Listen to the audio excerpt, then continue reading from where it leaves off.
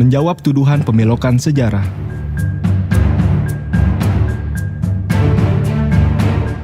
Jagat maya dihebohkan dengan isu pemelokan sejarah kemerdekaan Indonesia yang katanya dilakukan oleh Sadah Alauddin, keturunan Hadramaut, Yaman. Tersebarnya luas informasi ini mengejutkan masyarakat dan tidak sedikit yang terpengaruh dengan informasi yang disebarkan dan terhasut proyek operasi adu domba ini. Lalu benarkah seluruh tuduhan tersebut? Video ini akan menjawab seluruh pertanyaan terkait sejarah dan tuduhan pemalsuan sejarah oleh Alauddin lengkap dengan referensi footnote di bagian bawah layar Anda, sehingga Anda dapat melakukan konfirmasi atas kebenaran seluruh informasi di dalamnya.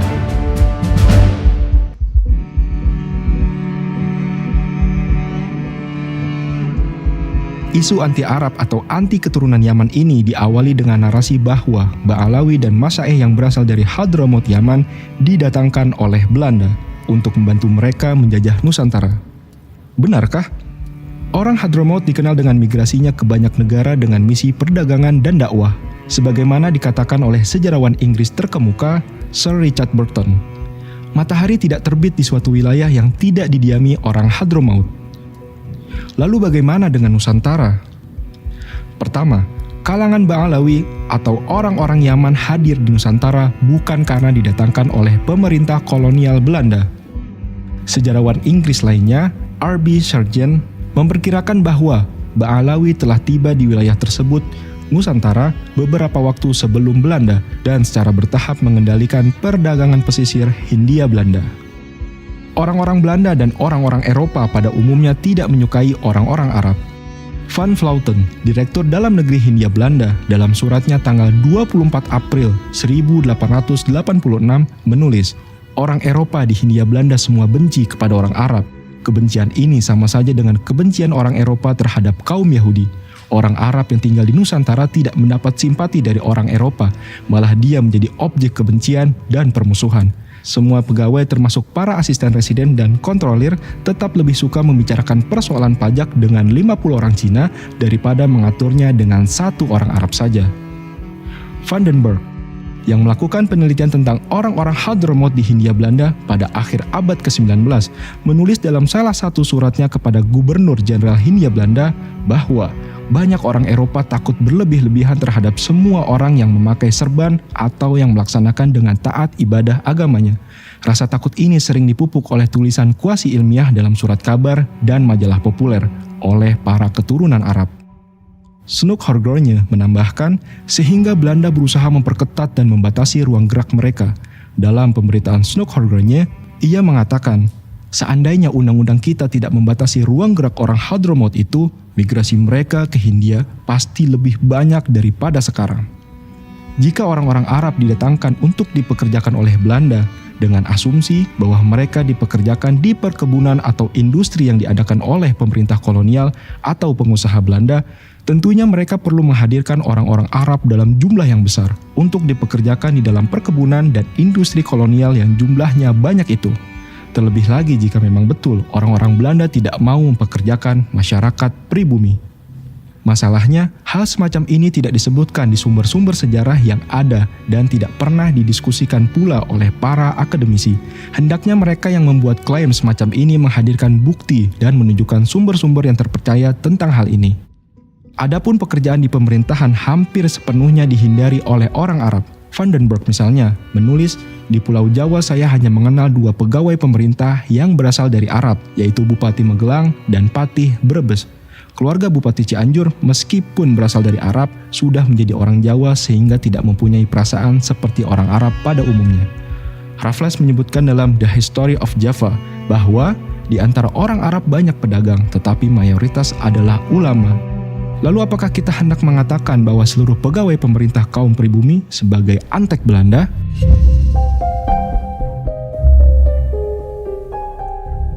Pada abad ke-19, ketika jumlah orang-orang Arab meningkat di Hindia Belanda, mereka diharuskan tinggal di distrik yang terpisah di kota-kota besar, dan mereka harus memohon surat jalan untuk bepergian. Kebijakan ini dikenal sebagai Weekendstelsel dan Passenstelsel. Mereka biasanya tidak diizinkan atau dipersulit untuk pergi ke kawasan pedesaan yang menjadi pemukiman utama masyarakat pribumi. Mereka tidak menghendaki masyarakat Arab bercampur dengan masyarakat pribumi. Kalaupun ada pengaruh yang mungkin diberikan oleh orang-orang Arab terhadap penduduk pribumi, hal itu umumnya dalam bentuk yang tidak disukai oleh Belanda. Karena itulah pada tahun 1904, Snoeck-Horgogne menulis, "Hendaknya jangan dikira bahwa pembatasan pusat perdagangan dan beberapa kota dengan kampung yang khusus dapat menghalangi segala keburukan. Justru di tempat-tempat itulah ditemukan orang pribumi biasa yang lebih terpelajar berasal dari segala daerah. Dan dari situlah pengaruh Arab lebih berbisa pada kalangan luas daripada keadaan lain. Andaikan belum ada orang Arab yang bermukim di Nusantara ini, maka menjadi kewajiban pemerintah untuk menolak mereka." Benarkah statement bahwa Ba'alawi tidak pernah ikut berjuang dalam kemerdekaan? Era kebangkitan di awal abad ke-20. Pada awal abad ke-20 yang merupakan era kebangkitan Islam dan juga kebangkitan nasional, telah muncul sejumlah organisasi pergerakan yang berkembang ke arah cita-cita kemerdekaan. Bahkan sejak akhir abad ke-19, sebagian kalangan Ba'alawi seperti Ali bin Syahab, Abdullah bin Alwi Alatos, Abdul Qadir Al-Idrus, Sahal bin Sahal, dan Muhammad bin Abdul Raham Salabiyah atau Al-Idrus, dan orang-orang Arab selain Ba'alawi telah terlibat dalam gerakan pan-Islamisme. Mereka menjalin hubungan dengan Turki Utsmani dan mengkritik pemerintah kolonial Belanda lewat tulisan di media-media pan-Islam di Timur Tengah, seperti Maklumat, Tamarat Al-Funun, Liwa, dan Mu'ayyad. Snoeck-Horgogne berulang kali menunjukkan kekesalannya di dalam surat-suratnya kepada pemerintah kolonial terkait tulisan-tulisan orang Arab yang dianggap merugikan Belanda. Tulisan-tulisan itu bernada proto-nasionalis dan mengangkat tema ketidakadilan dan penindasan pemerintah kolonial Hindia Belanda. Dalam suratnya kepada Gubernur Jenderal Hindia Belanda yang bertanggal 20 November 1899, Snoeck melaporkan, nomor-nomor dari surat kabar Maklumat dan Mu'ayyad memuat karangan-karangan yang menghasut terhadap pemerintah Hindia Belanda.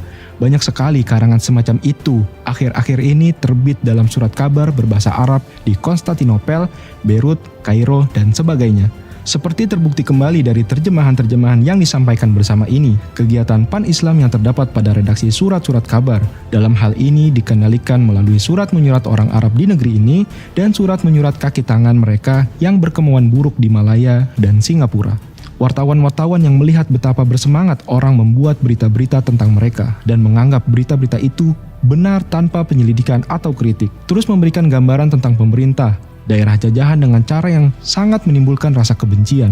Berita ini sebagian didapat dari fakta-fakta khayalan dan sebagian dari keadaan yang digambarkan secara palsu. Karangan-karangan itu lalu berpengaruh pula pada banyak orang Arab di negeri yang membacanya ini, serta kepada orang pribumi yang memberitahu tentang isinya. Terlepas dari akurasinya, tulisan-tulisan tersebut jelas mengganggu pemerintah kolonial Belanda dan berusaha membangun keadaan masyarakat di negeri jajahan tentang keadaan mereka yang tertindas. Di antara penulis atau sumber informasi dari tulisan-tulisan yang mengkritik pemerintah kolonial itu adalah Said Hussein Alatos dan seorang yang menggunakan nama pena Saifuddin Al-Yamani yang menurut Snoeck adalah Said Hadramaut yang tinggal di Singapura. Artikel-artikel ini kadang secara mendetail menceritakan tentang kebijakan kolonial yang merugikan masyarakat Arab di Hindia Belanda serta warga Muslim pada umumnya. Salah satu artikel di Mu'ayyad bertanggal 5 September 1899 yang berjudul Pemerintahan Sewenang-wenang di Jawa dan dibuka dengan kalimat berikut. Tidak ada suatu yang tepat menyerupai zaman-zaman kebiadaban dan kekerasan barbar yang sewenang-wenang terhadap ras yang patut dikasihani, seperti perlakuan para penguasa Belanda terhadap orang-orang Mohammedan dan orang-orang asing di Pulau Jawa. Tokoh-tokoh Ba'alawi dan orang-orang Arab selain Ba'alawi atau Masyaikh mendirikan organisasi Islam modern pertama di Indonesia, yaitu Jamiat Khair pada tahun 1901. Jamiat Khair mendirikan sekolah Islam modern pada tahun 1906. Pada tahun yang sama, 1906, organisasi yang pada awalnya hanya dianggotai oleh orang-orang Arab ini mulai menerima masyarakat Muslim lainnya atau non-Arab sebagai anggota. Tokoh-tokoh besar perjuangan bangsa seperti Hos Cokro Aminoto dan pendiri Muhammadiyah K. Haji Ahmad Dahlan kemudian menjadi anggota Jamiat Khair. Bukan hanya itu, tokoh-tokoh Jamiat Khair banyak berperan di awal terbentuknya Sarekat Islam yang merupakan alat perjuangan di era pra-kemerdekaan.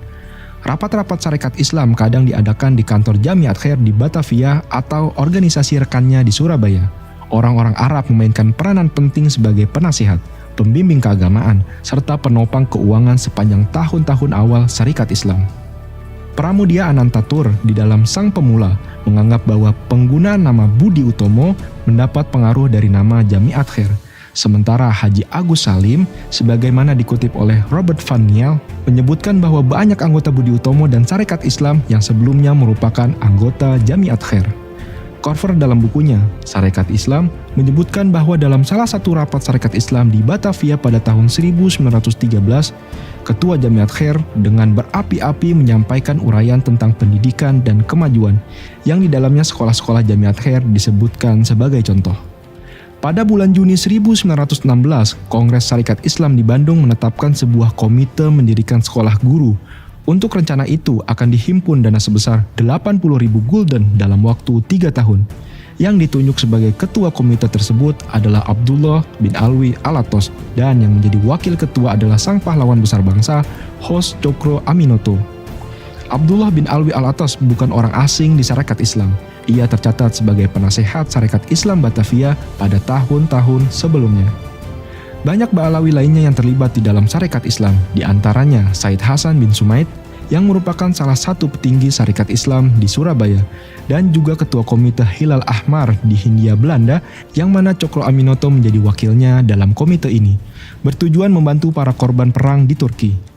Dalam utusan Hindia tanggal 7 Maret 1916, disebutkan tentang Said Abu Bakar, Presiden Syarikat Islam Lasem atau Rembang, yang menjadi tamu dalam pertemuan Syarikat Islam Kudus dan berbicara pada kesempatan itu dalam bahasa Jawa. Pada hari berikutnya, 8 Maret 1916, utusan Hindia memberitakan tentang wafatnya Said Ali bin Abdurrahman bin Syahab di Makassar, dan menyebutkan bahwa beliau ada bagian juga di dalam kemajuannya Syarikat Islam di Makassar.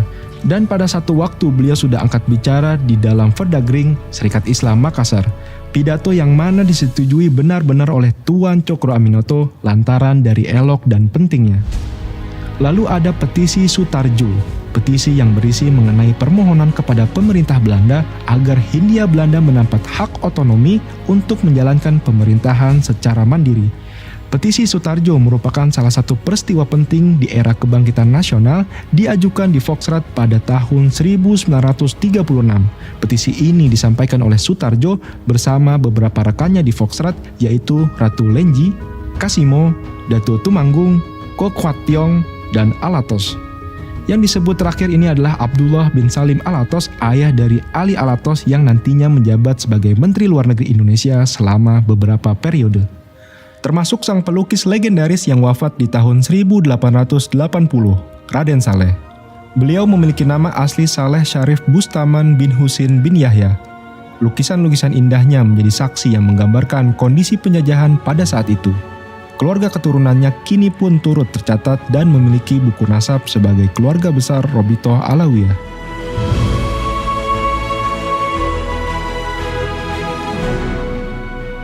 Era kemerdekaan. Lalu bagaimana peran habaib di era kemerdekaan? Jangan pernah mengatakan Alawiyin keturunan Yaman tidak turut berperan dalam kemerdekaan hingga engkau mengenal sosok Muhammad Asad Shahab. 15 hari pasca kemerdekaan Republik Indonesia, tepatnya tanggal 2 September 1945, Arabian Press Board atau APB resmi didirikan atas ide dari Muhammad Asad Shahab bersama kakaknya Zia Shahab dan Hussein Al-Habsyi. Wartawan, sejarawan, serta penulis ternama Solihin Salam yang menulis lebih dari 64 buku biografi tokoh nasional mengatakan, sesudah diproklamasikan kemerdekaan Indonesia pada 17 Agustus 1945 oleh Soekarno dan Hatta, praktis kita belum memiliki media massa yang mendukung proklamasi kemerdekaan dan ikut mempertahankan kedaulatan negara Republik Indonesia. Kantor berita APB sengaja menggunakan nama Arabian Press Board untuk menarik perhatian dunia Islam serta Timur Tengah, sekaligus mengelabui pihak sekutu dan Belanda dengan menggunakan kata Arabian. Mereka pasti berpikir ada kaitan dan hubungan dengan dunia Islam dan Timur Tengah. Apabila mereka hendak bertindak keras, pasti berpikir 1000 kali terhadap dampak dan akibatnya nama sekutu dan Belanda di Timur Tengah. Perjuangan Asad Shahab dengan APB-nya tidak sia-sia. Berita kemerdekaan Indonesia tersebar luas di Timur Tengah dan sekitarnya hingga berujung pengakuan kedaulatan Indonesia dari berbagai negara Arab. Wakil Presiden Republik Indonesia Muhammad Hatta Dalam sambutan buku Diplomasi Revolusi Indonesia di Luar Negeri, mengatakan kemenangan diplomasi Indonesia yang dimulai dari Kairo karena pengakuan Mesir dan negara-negara Arab lainnya terhadap Indonesia sebagai negara yang merdeka dan berdaulat penuh. Segala jalan tertutup bagi Belanda untuk surut kembali atau memungkiri janji, sebagaimana selalu dilakukannya di masa-masa yang lampau. Jenderal A.H. Nasution juga memberikan kata pengantar pada buku yang sama. Karena itu tercatatlah negara-negara Arab yang paling dahulu mengakui Republik Indonesia dan paling dahulu mengirim misi diplomatiknya ke Yogyakarta dan yang paling dahulu memberikan bantuan biaya bagi diplomat-diplomat Indonesia di luar negeri, Mesir, Suriah, Irak, Aljazair, Tunisia, Arab Saudi, Yaman, memelopori pengakuan de jure Republik Indonesia bersama Afghanistan, Iran, dan Turki mendukung Republik Indonesia. Fakta-fakta ini merupakan hasil perjuangan diplomat-diplomat revolusi kita dan simpati terhadap Republik Indonesia yang tetap luas di negara-negara Timur Tengah merupakan modal perjuangan kita seterusnya. Atas jasanya, begitu banyak tokoh dan sejarawan yang menuliskan tinta emas atas perjuangan Asad Shahab. Rosihan Anwar, motivasinya sederhana, mau berjuang menegakkan Republik Indonesia dan mempertahankan kemerdekaan bangsa Indonesia yang telah diproklamasikan. Sudarpo Sastro Satomo, Saudara Shahab adalah seorang eksponen yang mempunyai peran dalam sejarah perjuangan kemerdekaan kita yang pantas kita peringati. M. Yusuf Ronodipuro, sebagai seorang pejuang, beliau tidak mengharapkan penghargaan, ketulusan hatinya untuk menyumbangkan jasa-jasanya bagi kepentingan perjuangan kemerdekaan bangsa, baginya itu sudah suatu penghargaan. Solihin Salam, untuk itu kita patut menyampaikan apresiasi dan penghargaan yang tinggi. Kita percaya bahwa nama APB tercatat dalam lembaran sejarah Republik Indonesia. Prof. Dawam Raharjo, M. Asad Shahab selayaknya diingat dan dihargai sebagai salah seorang bapak pendiri bangsa, the founding father negara Republik Indonesia. Insinyur Soekarno, aku menghargai keberanian dan tata keramanya.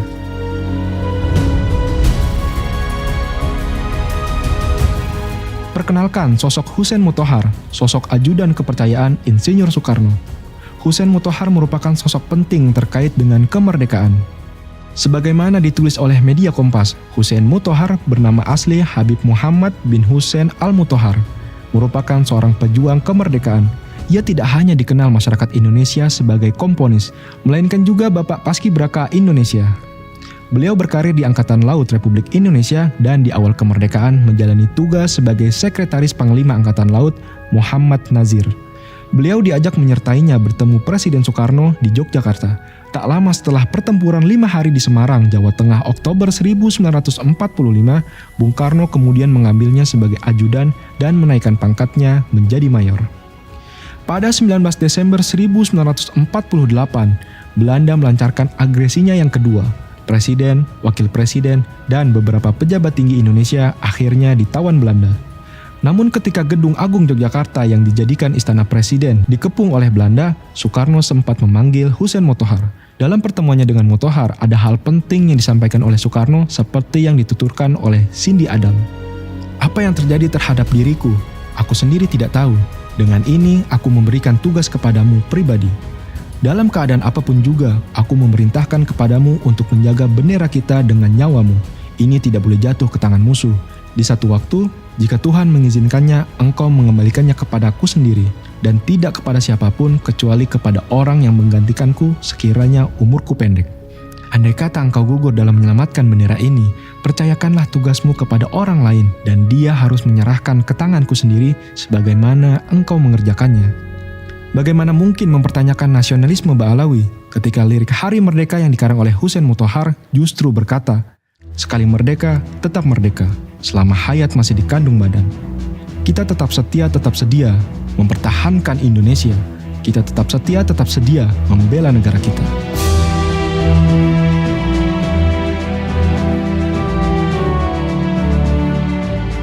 Dan tahukah Anda ada seorang sultan yang menyumbangkan harta sebesar 13 juta gulden atau setara lebih dari 1.000 triliun untuk pemerintahan Republik Indonesia yang baru terbentuk?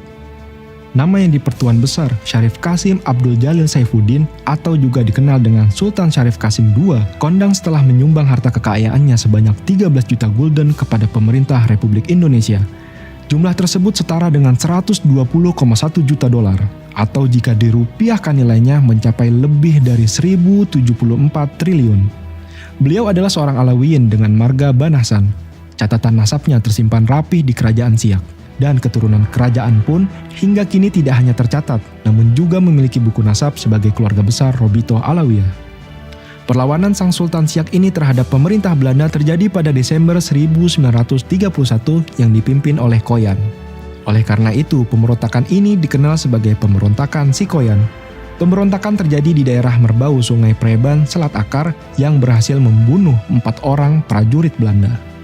Setelah proklamasi kemerdekaan Republik Indonesia, terdapat sebagian pembesar kerajaan Siak yang ragu-ragu dan berharap Sultan Syarif Qasim II memproklamasikan kerajaan Siak menjadi negara merdeka. Dalam situasi ketidakpastian ini, Sultan Syarif Qasim II mengambil sikap tegas dan mengumumkan sebuah maklumat. Di saat yang maha penting ini, bukanlah masanya kita memikirkan untuk kepentingan diri sendiri, melainkan untuk kepentingan tanah air Indonesia Raya. Oleh sebab itu, dengan hati yang suci bersih, saya sudi meletakkan hak dan kekuasaan saya dengan sepenuhnya merdeka. Atas jasa-jasanya bagi Indonesia, Sultan Syarif Qasim II pun dinobatkan sebagai pahlawan nasional Republik Indonesia berdasarkan Kepres nomor 109 tahun 1998.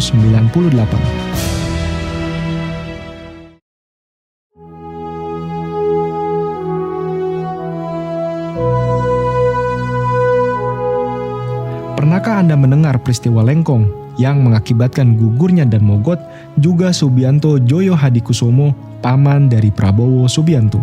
Peristiwa Lengkong yang mengakibatkan gugurnya 34 taruna Akademi Militer Tangerang itu terjadi pada tanggal 25 Januari 1946. Termasuk salah satu pahlawan Lengkong yang gugur adalah keluarga Alawiyin bernama Said Muhammad Al-Haddad.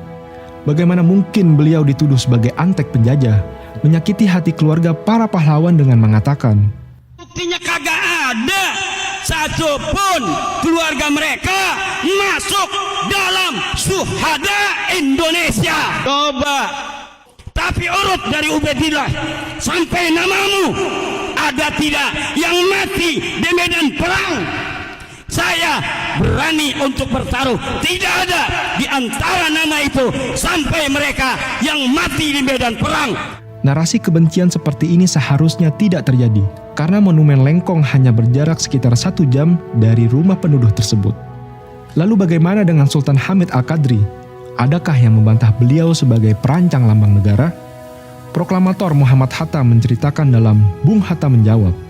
Patut pula ditambahkan sebagai catatan bahwa lambang dengan tulisan yang mempunyai arti yang demikian mendalam itu dipadukan menjadi seperti sekarang ini dengan melalui sayembara waktu Republik Indonesia Serikat dulu dan dilaksanakan oleh Menteri Priyono. Banyak gambar yang masuk waktu itu, tetapi yang terbaik akhirnya ada 2 buah, satu dari Muhammad Yamin dan yang satu lagi dari Sultan Hamid. Yang diterima oleh pemerintah dan DPR adalah dari Sultan Hamid, yakni seperti sekarang ini. Adapun dari Muhammad Yamin ditolak, karena di sana ada gambar sinar-sinar matahari dan menampakkan sedikit banyak disengaja atau tidak pengaruh Jepang.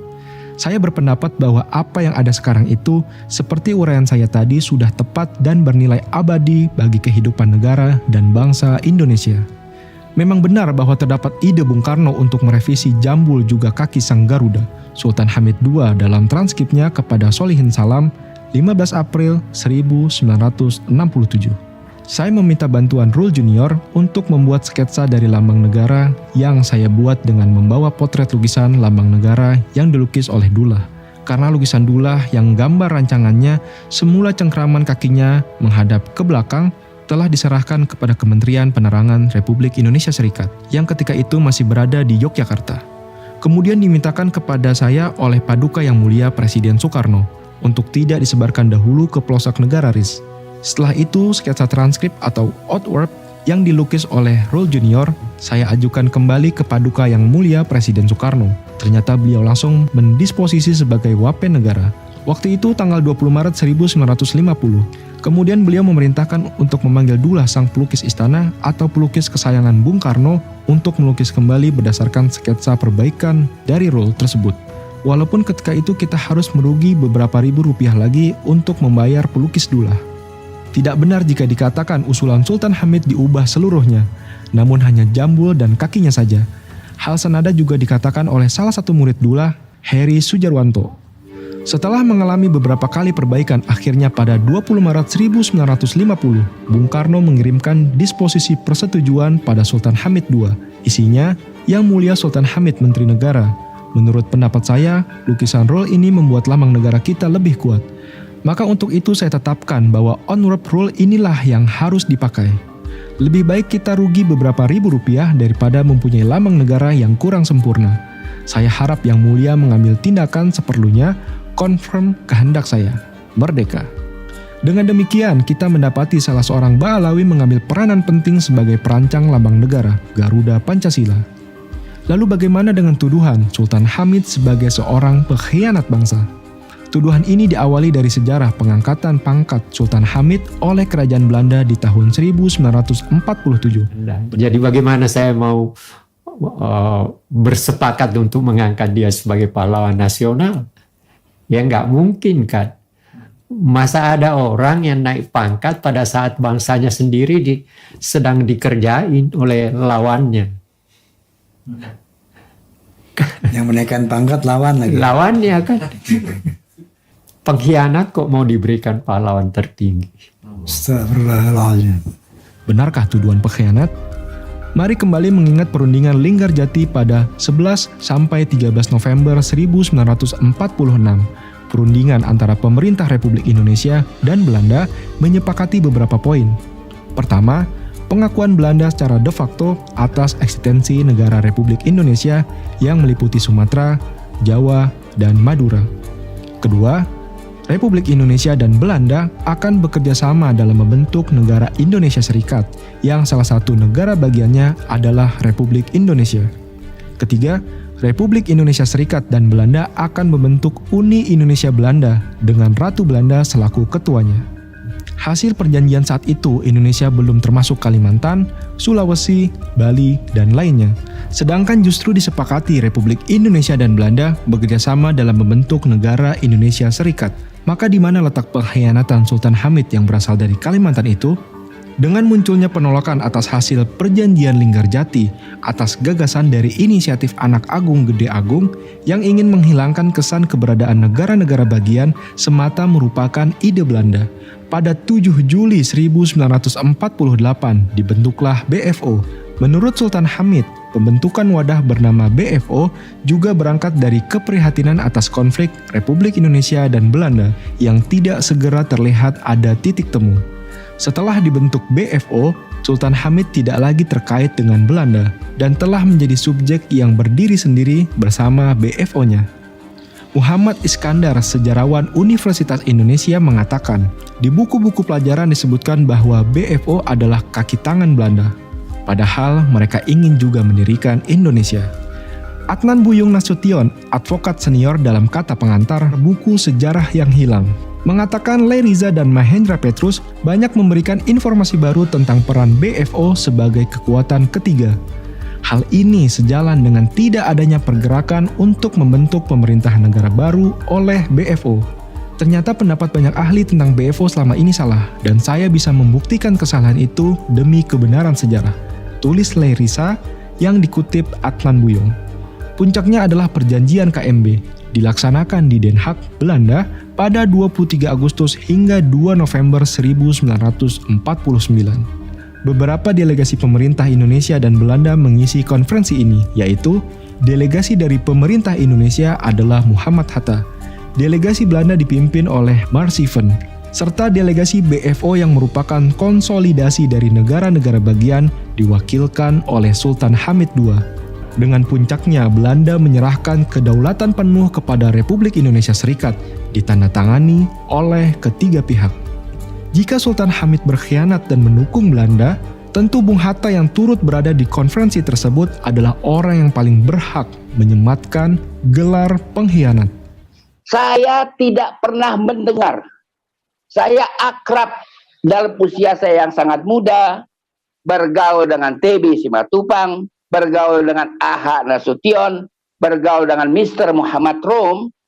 Saya juga berjumpa dengan Pak Hatta, bergaul erat dengan Pak Nasir, mendengar dari mereka kata-kata yang negatif terhadap Sultan Hamid.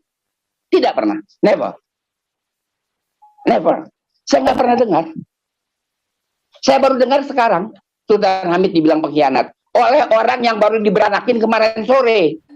Putri Bung Hatta, Mutia Farida Hatta mengatakan, saya belum pernah mendengar Bung Hatta menyebut Sultan Hamid II sebagai pengkhianat sampai beliau wafat. Ujarnya, sebuah pertanyaan logis sederhana, bagaimana mungkin seorang yang pada tahun 1947 berkhianat lalu diterima oleh para pendiri bangsa dalam tugas maha penting, yakni sebagai perancang lambang negara pada tahun 1949. Mengapa tidak ada satupun para pendiri bangsa yang menolak rancangan Sultan Hamid II dengan alasan pengkhianat, sebagaimana penolakan saudara kami, Anhar Gonggong, atas gelar pahlawan nasional? Saya tidak minta mendesak itu tim yang dipimpin Anhar Gonggong itu supaya meralat pendapatnya, kan nggak enak juga orang suruh meralat pendapatnya, atau mereka yang sudah bilang Sultan Hamid pengkhianat kan disuruh melarat kagak enak ya kan? Malu juga lah, ya kan, malu ya kan? Itu kan malu, itu kan hak asasi manusia, kita harus hormati. Tapi yang saya inginkan, walaupun Anda tidak mengucapkan kebenaran yang saya sampaikan sekarang, dalam hati sudah cukup. Janganlah lanjutkan bicara itu lagi tentang Sultan Hamid.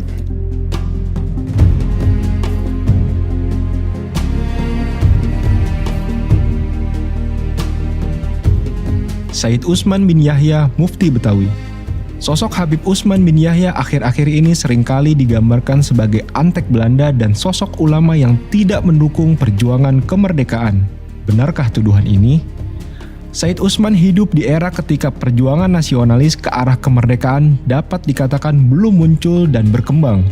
Bagi Said Utsman sendiri, perjuangan yang beliau lakukan terutama adalah perjuangan keilmuan. Terlepas dari kedekatan beliau dengan pemerintah Hindia Belanda, beliau memainkan peran penting dalam jaringan keilmuan Islam. Azyu Mardi Azra, mantan Ketua Dewan Pers dan Rektor UIN Syarif Hidayatullah mengatakan, Habib Utsman mengambil ilmu dari sejumlah ulama di Timur Tengah, antara lain Said Ahmad Zaini Dahlan, Mufti Mazhab Syafi'i di Mekah. Sepulangnya ke Batavia, ia mengajar di Masjid Pekojan atas sokongan Syekh Abdul Ghani Bima. Beberapa muridnya seperti Said Ali Al-Habsyi Kuitang dan Guru Mukni di kemudian hari menjadi ulama penting di Batavia atau Jakarta.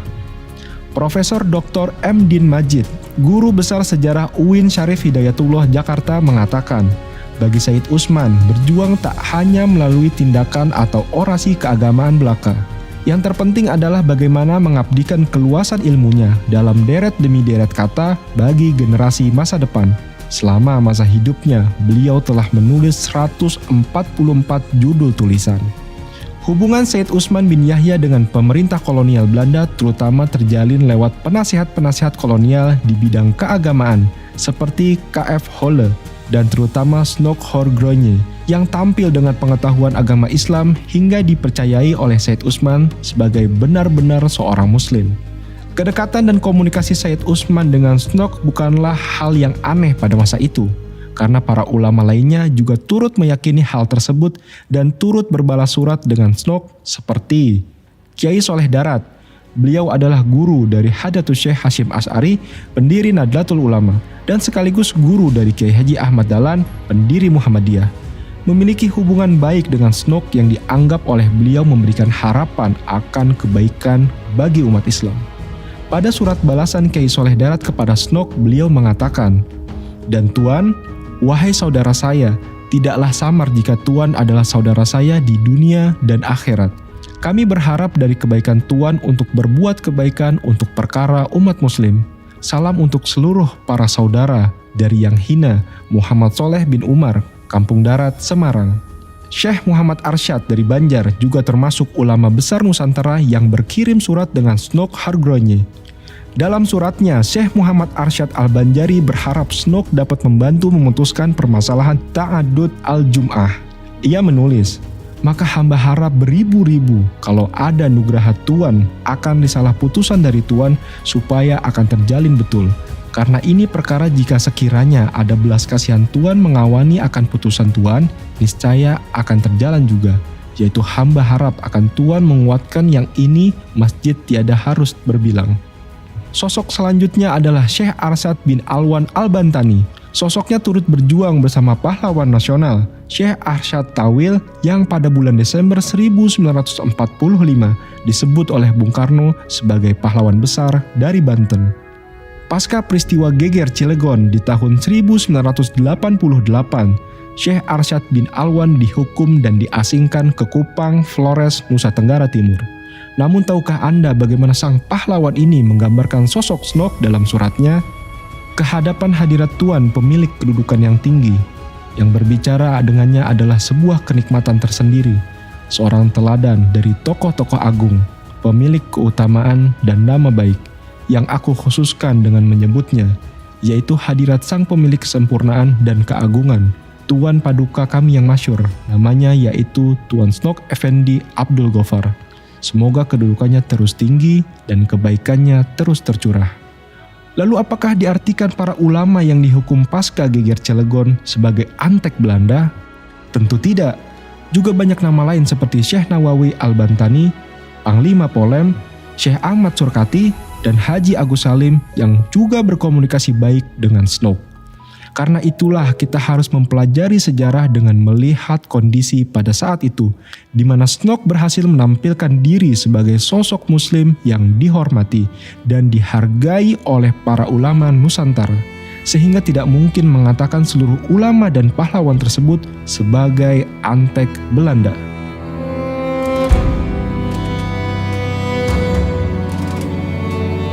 Ahmad Athoillah mengatakan, dalam peranannya, Said Usman memiliki dua konsep pemikiran, yaitu pertama, pandangan interaksi sosial di mana seorang muslim tetap dapat hidup berdampingan, saling menghormati dengan non-muslim dengan damai, asalkan terjamin kebebasan dalam pelaksanaan menjalankan ibadah keagamaan.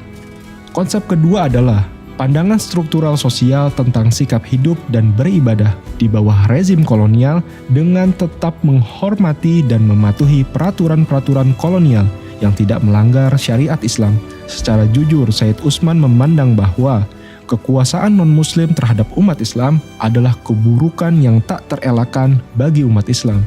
Tetapi ia menolak setiap bentuk perlawanan umat Islam terhadap kolonial, dan dirinya tidak pernah akan dapat dibujuk oleh pemerintah kolonial untuk memberi konsesi-konsesi yang berlawanan dengan Islam. Said Usman memiliki ijtihadnya sendiri terkait bagaimana berstrategi dakwah di masa kolonial, karena pada masa itu pemerintah kolonial memiliki ketakutan yang berlebihan terhadap Islam yang akhirnya menyebabkan tekanan pemerintah yang kuat terhadap keagamaan umat Islam.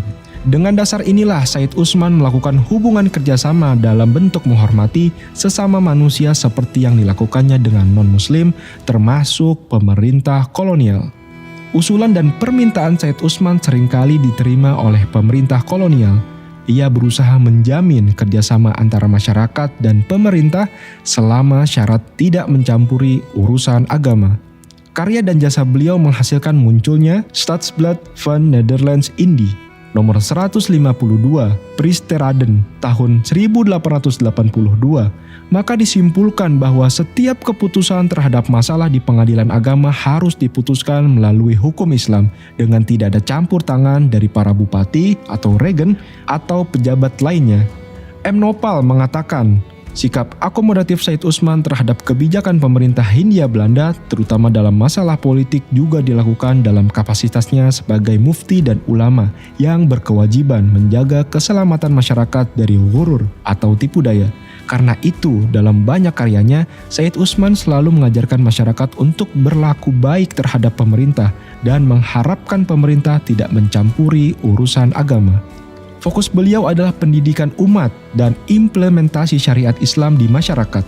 Namun ijtihad dan strategi beliau ini bukannya tanpa kritik terhadap pandangan sebagian Ba'alawi dan orang Arab lainnya di pan-Islamisme yang memiliki strategi berbeda.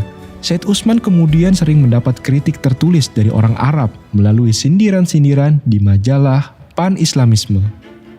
Benarkah Mufti Betawi menentang jihad kemerdekaan dan tidak mendukung perjuangan? Adapun kritiknya terhadap jihad pemberontakan petani di Banten pada tahun 1888 yang digerakkan oleh para anggota tarekat, perlu diketahui status beliau sebagai mufti adalah berusaha mengukur dengan terpenuhi atau tidaknya syarat-syarat jihad tersebut. Dalam hal ini beliau menilai geger Cilegon tidak terpenuhi syarat jihadnya secara fikih. Tentu hal ini menghadirkan perbedaan pendapat, sebagaimana perlawanan di Cilegon tersebut juga dipandang sebagai perlawanan heroik dalam sejarah bangsa. Namun Said Usman memiliki pandangan dan caranya sendiri dalam mendukung perjuangan. Ia mendukung seluruh upaya mencerdaskan bangsa dan membuka wawasan masyarakat. Beliau mendukung penuh pembentukan Jamiat Khair dengan mengatakan kepada para pendirinya, bahwasanya saudara kami para pendiri Jamiat Khair telah membuat suatu perbuatan yang sebaik-baiknya perbuatan yang untuk memperbaiki keadaan, dan ini bentuk wujud kepedulian mereka dalam mengembangkan dan menghasilkan ilmu-ilmu syariat Nabi Muhammad SAW dengan membangun madrasah yang bernama Jamiatul Khair.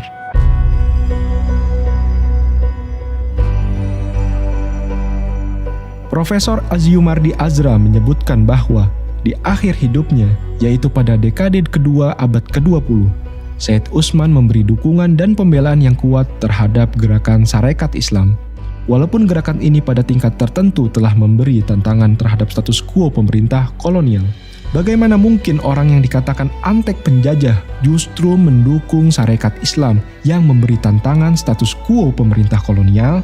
Sikap positifnya ini mungkin disebabkan Sarekat Islam menyalurkan aspirasinya secara legal formal dan bukan lewat pemberontakan. Setidaknya Said Usman menulis 2 risalah untuk membela Sarekat Islam, yaitu Sinar Isterlam pada menyatakan kebenaran Syarikat Islam dan Selampai Tersulam pada menyatakan kebajikan Syarikat Islam.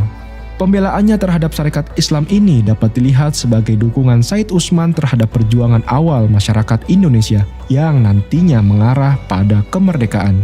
Akhirnya, kita perlu meletakkan Said Usman pada timbangan yang adil. Kalau beliau dikritik karena kedekatannya dengan pemerintah kolonial, beliau juga memiliki jasa yang besar dalam penyebaran ilmu agama Islam, menghentikan campur tangan Belanda terhadap kehidupan beragama, dan beliau juga memberikan sokongan terhadap gerakan pencerdasan umat seperti Sarekat Islam, yang merupakan organisasi pergerakan penting di awal era kebangkitan nasional. Ia wafat sebelum proklamasi kemerdekaan di tahun 1913. Ada pejuang yang angkat senjata, ada yang lewat pendidikan, juga ada yang lewat aspirasi legal formal.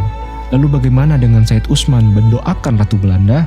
Said Usman bin Yahya menjawab dalam kitabnya, Menutup Pintu Fitnah dan Pengucilan, bahwa terdapat perbedaan antara sikap ramah yang dilarang atau mudahanah dan yang diperbolehkan, mudoroh al-jaizah, di mana ucapan doa itu dapat memberikan kemaslahatan penduduk muslim, dan argumen sikap beliau ini beliau tuangkan dalam kitabnya Membuka Pintu bagi Penyempurnaan Pikiran yang Baik, yang dimana tulisan-tulisan beliau diperlihatkan ke Said Ahmad Zaini Dahlan, guru beliau, Mufti Syafi'i di Mekah.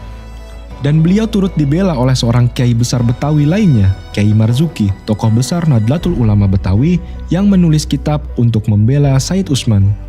Ketika diadakan Kongres Syarikat Islam yang dihadiri oleh 7.000 orang, host Cokro Aminoto mengundang Said Usman bin Yahya sebagai pembicara utama dalam kongres tersebut.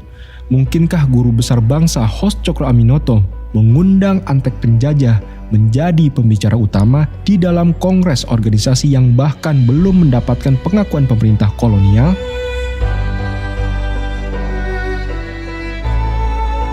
Peran Habib Ali Kuitang dan Said Idrus Al-Jufri pada hari kemerdekaan.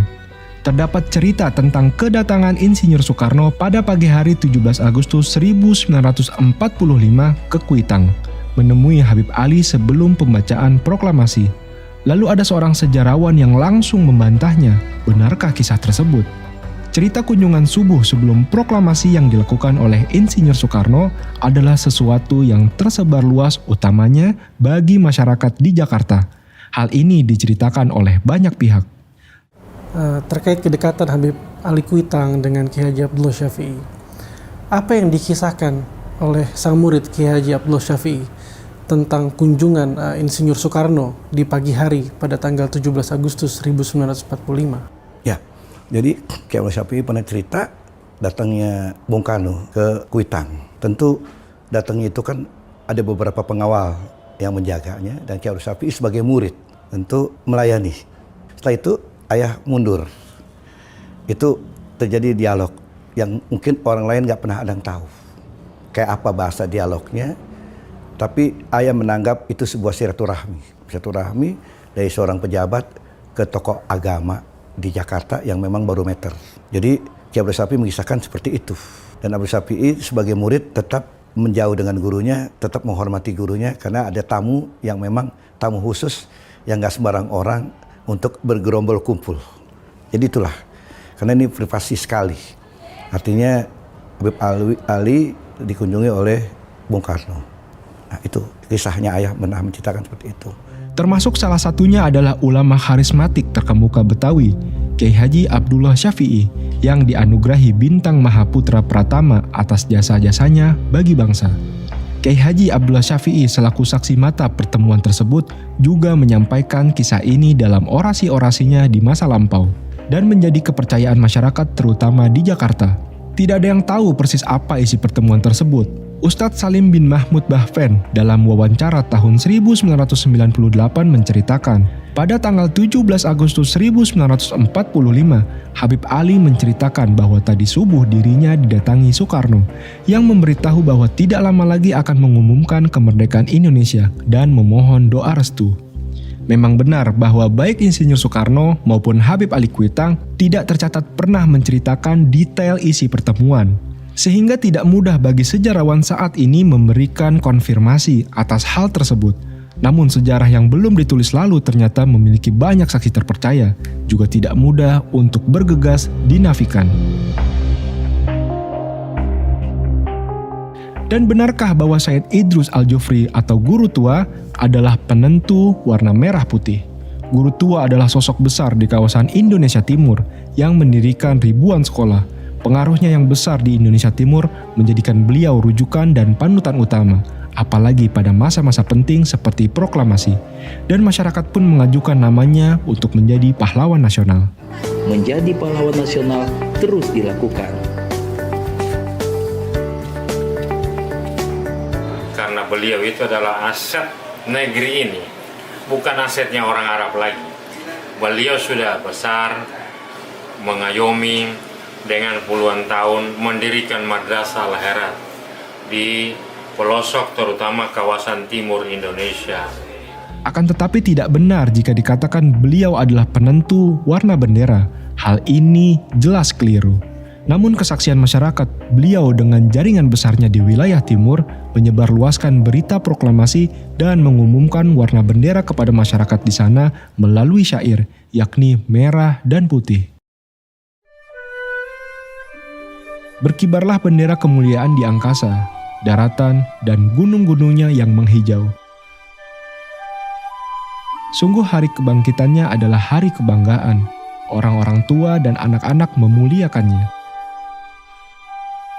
Tiap tahun, hari itu menjadi peringatan, muncul rasa syukur dan pujian-pujian padanya. Dengan lantang merdeka, berdoa kepada Tuhan yang Maha Mulia,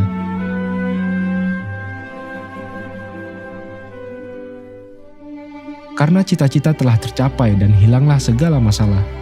Tiap bangsa memiliki simbol kemuliaan, dan simbol kemuliaan kami adalah merah putih. Wahai Soekarno, engkau telah jadikan hidup kami bahagia. Dengan obatmu telah hilang penyakit kami.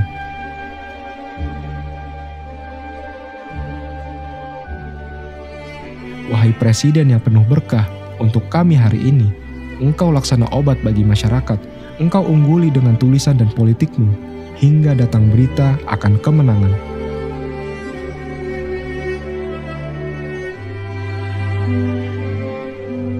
Tidak peduli jiwa dan keturunan mereka korbankan demi tanah air, alangkah indah penebusan itu. Tampillah dengan bergandengan tangan menuju kemuliaan. 70 juta rakyat dan para pemimpin akan bersamamu. Pasti kau dapati kepercayaan dari rakyat.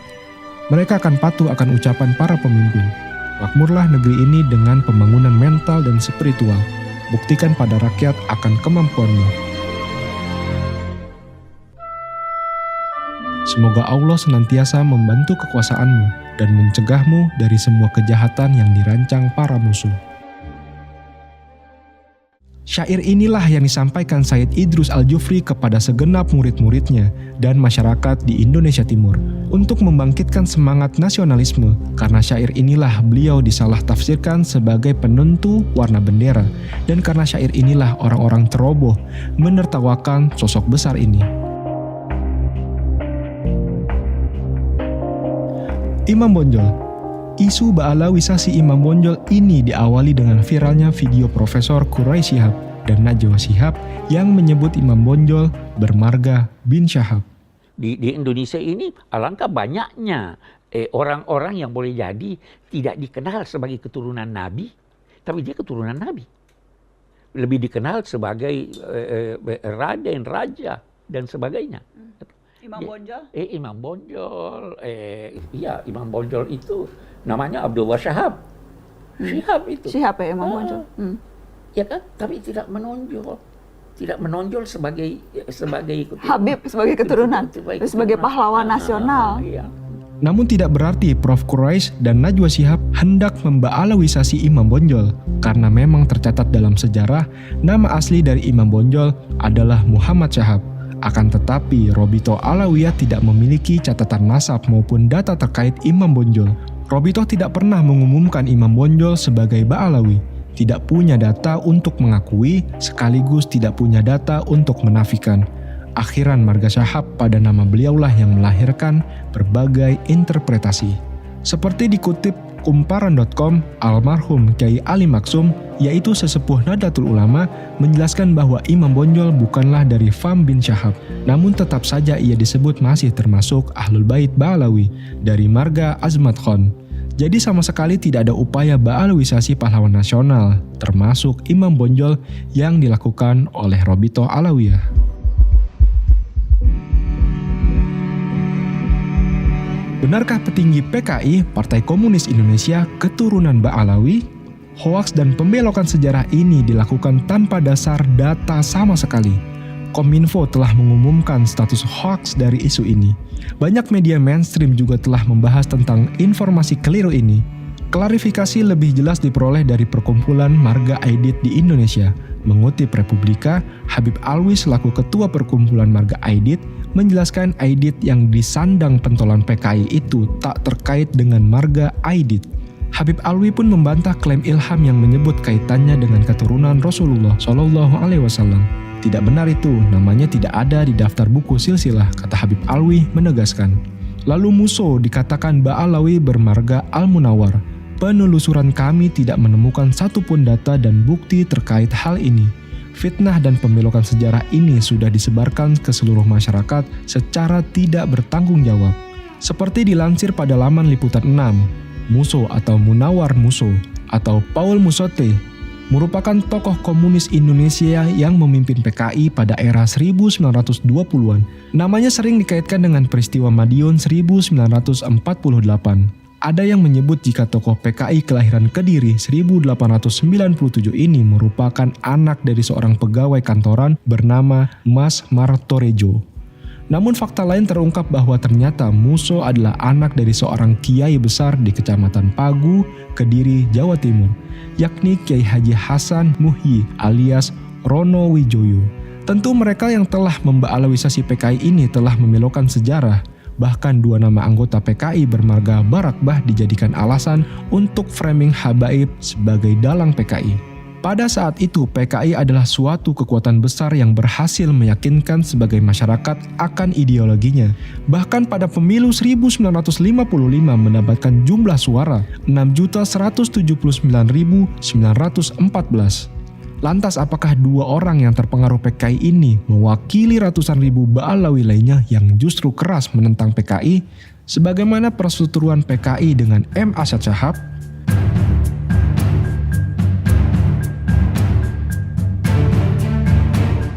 Makam palsu, Ba'alawisasi di Ponorogo, Ba'alawisasi Wali Songo. Kita harus jernih dalam menilai perkara ini. Pertama, jika ada makam yang diba'alawikan namun faktanya nama tersebut tidak tercatat di Robito Alawiyah, maka hal itu justru sangat merugikan Robito Alawiyah. Hal ini banyak dilakukan oleh orang yang berusaha mendapatkan status nasab Ba'alawi, namun ditolak oleh Robito Alawiyah, lalu mengambil jalan merubah makam leluhurnya menggunakan marga Ba'alawi, seperti yang terjadi di makam Raden Mas Ali Dipo Wongso yang diberi marga Ba'abud, diduga oleh seorang bernama Sohibul Faroji dari Nakobah Al-Azamat Khan yang mengaku Ba'alawi dan turut memba'alawikan banyak orang melalui lembaga nasabnya sendiri. Serta diduga ada banyak makam-makam dan tokoh yang diba'alawikan oleh orang ini dan teman-temannya. Pertanyaan terakhir ini, karena belum saya mendengar itu Raden Mas Ali Dipo Wongso dalam itu Sayyid Ali Ba'abud Khas. Itu berarti kan Habib. Iya, yang memberi nama Habib itu siapa? Saya mendapatkan data dari Sohibul Faroji, Robito Fatimiyah Jakarta. Dari Robito Fatimiyah Jakarta. Tahu berapa? Ya, 5 tahun lebih. Nama saya Habib Omar Alatos bin Rahmat Alatos bin Ahmad Rahmat Alatos bin Hasan Alatos bin Asmaraga Alatos. Nah ini beliau ini Pak Baro makam dari Habib Asmaraga Alatos. Ya, beliau ini artinya itu nincip anak ini yang dari Asmaraga. Nah, ini Asmaraga ini makamnya di sini. Nah ini tepatnya di Desa Barisan di makam umum di Singkil, makam Singkil. Nah ini setelah itu diselusuri dari diteliti dan ditasnya sama lembaga Ashraf Azamatron Wahlul Bait Al-Alami Arya Wangsakara. Arya Wangsakara yang barusan dikukuhkan oleh Presiden Jokowi sebagai pahlawan nasional. Bahkan ba'alawisasi leluhur ini dilakukan oleh para penuduh itu sendiri, sebagaimana kerabat dari saudara kami, Roma Irama, yang mengaku keturunan Raden Arya Wangsakara, juga diduga dahulu kerap kali mengumumkan datuknya sebagai Ba'alawi. Beliau bernama Nur Fadil alias Mogi, sebagaimana video berikut.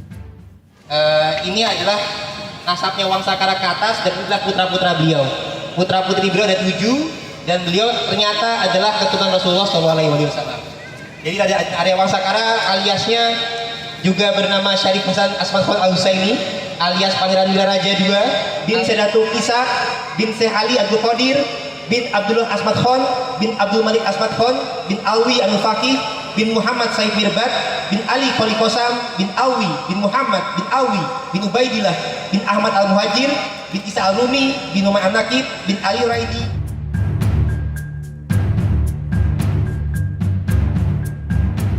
Atau video viral makam Sunan Bonang yang disebut ditambah-tambahi makam palsu Ba'alawi di sekitarnya. Ternyata area tersebut adalah tempat pemakaman umum, bukan khusus sebagaimana video berikut. Makam Sunan Bonang di ring 1. Sunan Bonang di ring 1-nya diider-iderin oleh Ba'alawi. Itu dari mana zaman Sunan Bonang udah ada Ba'alawi? Dekat selama dibilang palsu. Dibilang palsu, yaitu maksudnya itu lisan bukan habaib terus nanti ditulis habaib, itu ada enggak seperti itu? Enggak ada. Ya semua apa adanya situ. Asalnya apa itu ya ditulis itu. Jadi misalkan Umar ya Umar, Habib siapa ya tetap situ. Pemakaman umum. Ya umum, jadi ya umum, sifatnya umum. Perihal nasab Wali Songo yang tersambung ke Azmat Khan Ba'alawi bukanlah berasal dari Robito Alawiyah. Namun hal tersebut sesuai dengan manuskrip-manuskrip yang dimiliki Kesultanan. Sebagaimana disampaikan oleh Kang Farihin, Pustakawan Kesultanan Kanoman Cirebon. Kemudian di tahun 1720, Pangeran Arya Charbon, anak Sultan Kasepuhan pertama, itu menuliskan lagi di naskah Purwaka Carubanagari. Itu silsilah Sunan Gunung Jati sampai ke Rasulullah. Di situ dituliskan Maulana Syarif Hidayatullah bin Syarif Abdullah bin Ali Nurul Alim bin Syekh Husain Jimadil Kubro bin Ahmad Syah Jalal bin Abdullah Kanuddin bin Said Abdul Malik bin Alwi Amul Faqih bin Muhammad Syahid Marbat bin Ali Khalil Qasam Alwi bin Muhammad bin Alwi, kemudian bin Said Ubaidillah bin Ahmad Al-Muhajir bin Isa bin Muhammad An-Naqid bin Ali Al-Uraidi bin Imam Ja'far Shodiq bin Muhammad Bakir, kemudian bin Ali Zainal Abidin bin Husain bin Ali bin Abi Thalib yang menikah dengan Fatimah binti Rasulullah Muhammad SAW. Itu ada catatan itu di Negara Kertabumi, tulisan Pangeran Wangsakerta, dan Purwaka Carubanagari, tulisan Pangeran Arya Carbon. Itu tertulis jelas seperti itu. Juga apa yang disampaikan Kiai Haji Said Akil Siraj berikut, bahwa Sunan Gunung Jati keturunan Ba'alawi. Putranya Prabu Siliwangi adalah perempuan, namanya siapa namanya? Rara Santan atau Syarifah Mudaim. Siapa namanya? Nanti dinikah oleh Habib datang dari India, namanya Sayyid Abdullah Azmat Khan. Udah nggak usah dibahas Habib bener apa udah usah. Habib Azmat Khan nikah dengan Syarifah Mudaim. Jadi nanti punya putra namanya Syekh Syarif Hidayatullah atau Sunan Gunung Jati. Juga banyak pengakuan lainnya dari berbagai pihak. Lalu bagaimana dengan makam KRT Sumo di Ningrat yang viral diubah namanya? Robito Alawiyah sama sekali tidak memiliki catatan nasab KRT Sumo di Ningrat. Perubahan nama makam tersebut tidak mungkin merubah pendirian Robito Alawiyah atas belum atau tidak tersedianya data untuk mengisbat. Termasuk makam Pangeran Diponegoro, Robito Alawiyah tidak memiliki data apapun terkait nasab beliau, apalagi disambungkan ke Ba'alawi. Kami berharap pemerintah segera menunjuk pihak otoritatif yang berwenang untuk melakukan penelitian juga penyidikan terhadap seluruh kasus perubahan nama makam tersebut, siapapun pelakunya, serta melakukan tindakan hukum jika ditemukan pelanggaran sehingga tidak terjadi hal-hal yang merugikan Ba'alawi di kemudian hari.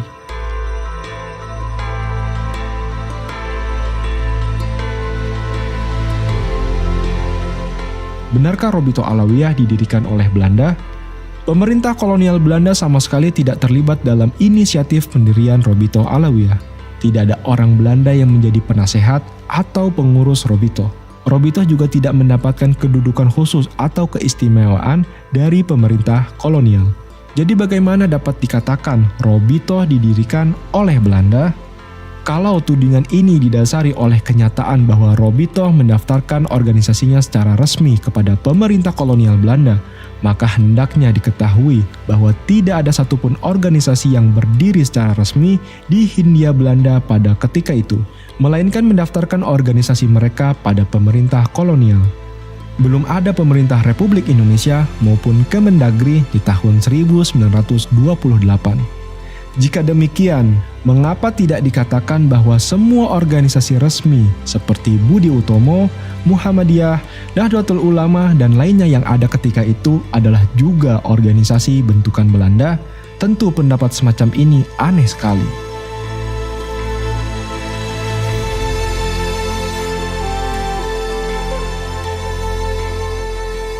Pendaftaran organisasi ke pemerintah hanyalah persoalan legal formal semata.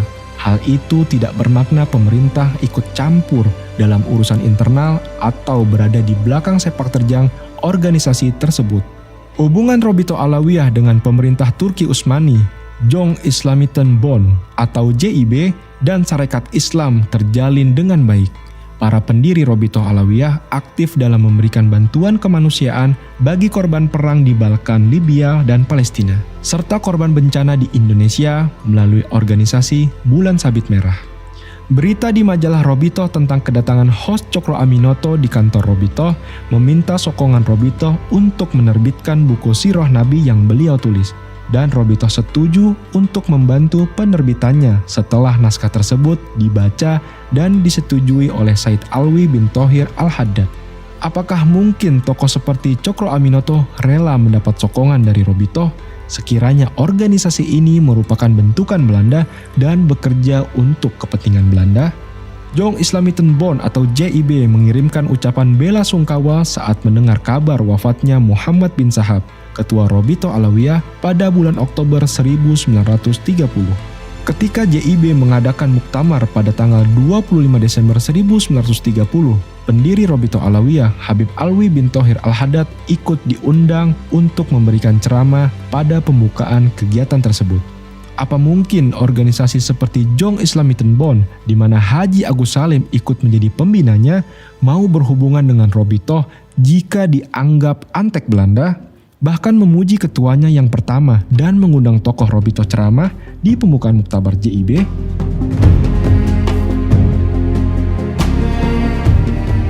Sebagai penutup, perilaku oknum Ba'alawi yang memprovokasi masyarakat dengan mengatakan Wali Songo yang berjalur Azmat Khon tidak punya keturunan, satu Habib lebih mulia dari sekian kiai, menantang duel banyak pihak, bergaya hidup mewah dan jauh dari akhlak juga gaya hidup ulama Ba'alawi, maka tokoh-tokoh Robito Alawiyah sudah memberikan teguran. Menjawab segala syubhatnya dengan tegas lewat video resmi Humas DPP Robito Alawiyah, dan Robito tidak memiliki hak apapun untuk menghukum seseorang, di samping yang bersangkutan bukanlah pengurus organisasi dan tidak pernah terlibat dalam kegiatan organisasi. Robito Alawiyah juga wajib menghormati hukum yang berlaku dalam kapasitasnya. Robito Alawiyah tidak pernah ikut campur, terlibat, maupun memberikan bantuan hukum kepada sang oknum selama ia terkena kasus hukum.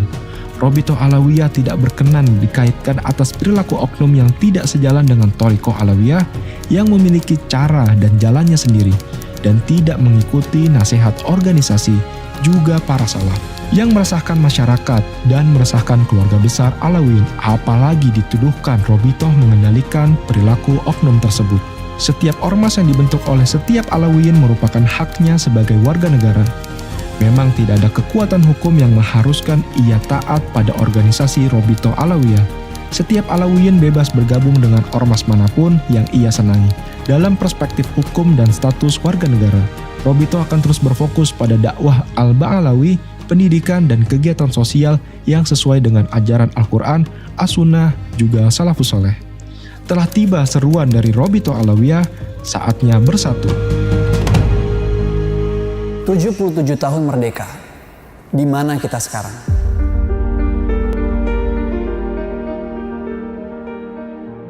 Kami hanyalah bagian kecil yang turut membentuk suatu perahu besar. Perahu itu bernama Indonesia. Negeri ini mencapai kemerdekaan lewat keberanian dan pengorbanan. Semboyan merdeka atau mati seakan menjadi cambuk menuju mimpi persatuan kesejahteraan. Lihatlah perahu besar ini sekarang. Kemana perahu besar ini menuju? Sebuah perahu hanya bisa bertahan jika seluruh komponen menyatu, rapat menutup keranggangan. Ini adalah sebuah pesan dari kami yang kecil. Saatnya bersatu. Saatnya bersatu. Saatnya mendengar untuk memahami, bukan untuk membantah. Saatnya menerima perbedaan, tidak memaksakan keseragaman. Saatnya topang menopang menghadapi ombak yang meninggi. Saatnya memperhalus lisan dan tulisan, mencontohkan budi pekerti yang baik. Selamatkan karakter bangsa menghadapi ujian kontestasi kekuasaan yang hanya sementara. Saatnya bertanggung jawab, berpikir matang sebelum bertindak. Perilaku kita berdampak besar bagi generasi penerus bangsa. Jika kau ingin melihat masa depan suatu bangsa, maka lihatlah kondisi pemuda mereka saat ini. Saatnya optimis. Keragaman ras, agama adalah wujud kekayaan bangsa. Saatnya merajut persatuan yang dapat dibanggakan para pahlawan. Saatnya membangun kedewasaan yang mematikan ego dan kesombongan.